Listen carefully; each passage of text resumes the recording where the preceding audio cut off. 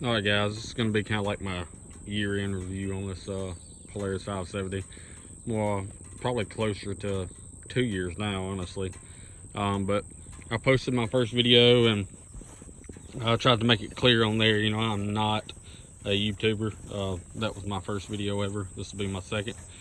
And people were really asking and giving me some good feedback on my review, and that was appreciated. But everybody was asking for a second video to kind of let them know how's it doing now. And I actually made one of these like 6 months ago, but apparently it was too long and YouTube wouldn't accept it.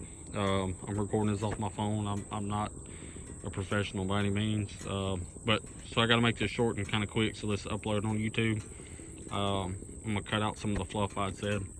Let me start off. Just about everybody on there has commented and asked me about my tires and rims, and instead of searching through the comments to find the answer, I had to answer the same question 15 times. So these are Mudlight 2s. They came on the bike when I bought it. There's the size.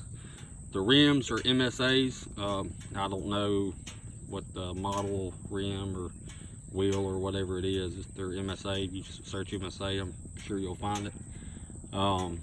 Secondly, since I had a lot of people trolling me on my video, I live in Mississippi. I'm originally from Louisiana, and we call these bikes. I'm well aware that bike means bi, which means two, and motorcycles are bikes, bicycles are bikes. We just call these bikes, all right? I understand that a lot of people call them quads, four-wheelers, but I either call bike or I call it a four-wheeler. I don't call it ATV, I don't call it a quad or anything like that. So if you hear me say bike through this video, I don't need the comments. Let me know that this isn't a bike. So let me see if it tell me how many hours I have on this thing. We'll see. My maintenance light's going to kick on here. Engine temp, service, time for service, and odometer. So I got 253 miles on this thing. And I might have said engine hours, but maybe it doesn't. Now this four-wheeler has only left my property once, to go to a buddy's house when we did a ride. I live on about 10 acres and 11 acres now. So most of this is just around my property, either riding around for fun or riding the kids, but I mainly use this thing for work, more so than I thought I was going to. I had these great visions that I was gonna do all this fancy stuff to it when I got it, but you've got to really think, what are you going to be using this four-wheeler for primarily? You don't want to turn your four-wheeler into a mud machine and realize it ain't no good around the farm. Vice versa, your farm machine, you're probably not going to do just super great out on some crazy mud trail. But I think it's just a good compromise. This four-wheeler has held up phenomenal. I've done one oil change with it. I haven't done the rear end fluids like I need to, but I have not had one single mechanical fault on this four-wheeler yet. I will tell you, changing the oil is a pain in the absolute you know what. And I'm pretty handy with my hands. I do all the oil changes on all my cars, everything like that, and it was an absolute pain, but I did it and saved a lot of money by doing it myself. Y'all can look and see my first video and everything I like about this four-wheeler. I'm just going to try to shorten this down and tell you a couple of things that I found that aren't so great, because remember, I'm not getting paid by Polaris here. I don't have any reason to tell you how good a Polaris is. I'm not saying Can-Am, Honda, Suzuki, Yamaha, none of them aren't make great bikes, okay? They do. I'm not telling you they're garbage and Polaris is great. I'm just telling you this is a great machine. So if you want to get into the market for one, you can evaluate it. Another thing on that, pretty much everybody uses Facebook now. Pretty much if you're here on YouTube, you've probably got a Facebook. Go to one of these pages. Like for instance, I'm in the Sportsman Polaris 570 group. I'm also in the Sportsman Polaris group. And you'll get a lot of useful information in there from other people, what problems they're having, how do they fix it, ideas on how to modify it. I mean, it's a wealth of knowledge. It's also a great research tool. I just recently bought a Honda Rebel 300 motorcycle to learn how to ride, and I'll be upgrading probably in a year or so, and I want to scout Indian bobber. So what I did is I joined the Scout Indian Bobber group on Facebook, and I'm kind of watching to see what people are complaining about. But back to this real quick. One of the things on here is if you like to ride in shorts, probably not a good idea. I personally don't wear shorts very often at all. I'm just not a shorts guy. But if you can see where my leg is right here, that gets insanely hot in a pretty short amount of time.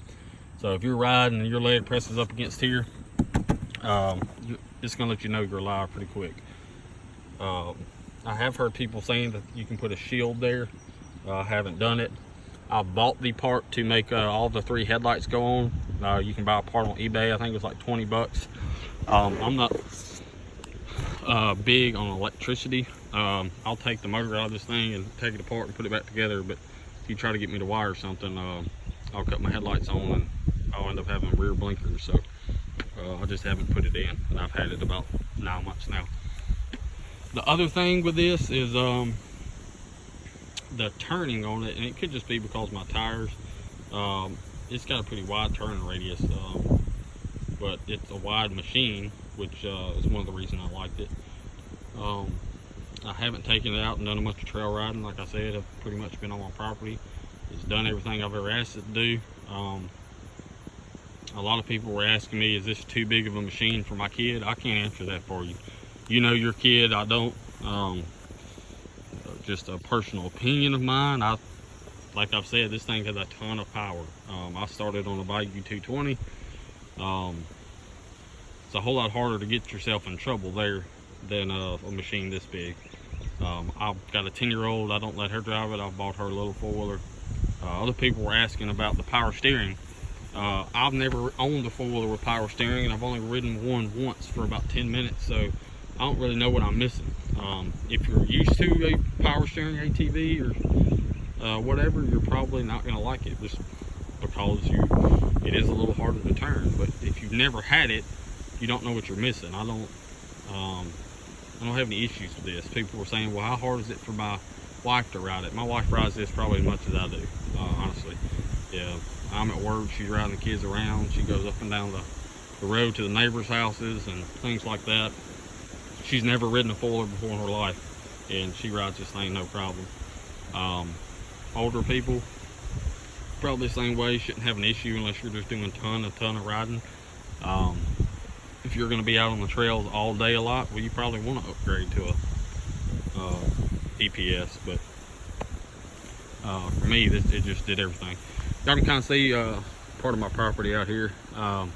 What I'm doing today, I want you to notice kind of the work I'm doing on it. It gets me around. Right now, I've got this old fence that kind of separates 2 of my pastures. What I'm doing is I'm ripping it down and basically turning my 2 segregated pastures into 1 large one. Just gonna make it so much easier when I bush hog and things. And what I'm doing is I'm taking this tow strap. You can kind of see these posts here, maybe, yeah. And I'm hooking that tow strap to these posts, and I'm putting this thing in low, and I'm giving her some gas, and we're just ripping these things out of the ground. So much easier than me trying to take this old fence apart. And this baby is doing it no problem. Trying to keep this under 10 minutes. I think I've answered most of the duplicated questions on here. Basically, guys, in the time I've had it, and pretty much if you go look at my other video, I think I had it maybe a month or so before I made that video up until now. Never had a breakdown. The battery hasn't gone dead. And I ride this thing pretty hard from point A to point B. I haven't taken it out for hours on end. But remember, with any ATV or 4-wheeler you're buying, really think about what am I going to be using it for. If it's going to be a mix between work and play, which is kind of what mine is, I think this is a great compromise. If you got a little 1-acre house in the suburbs and this is going to sit in the garage and you're only going to take it to trails, well, you can probably do a little more upgrades to it because you're not asking it to do anything other than play with. If you're going to be getting a competition ATV or something, or there's better ones out there.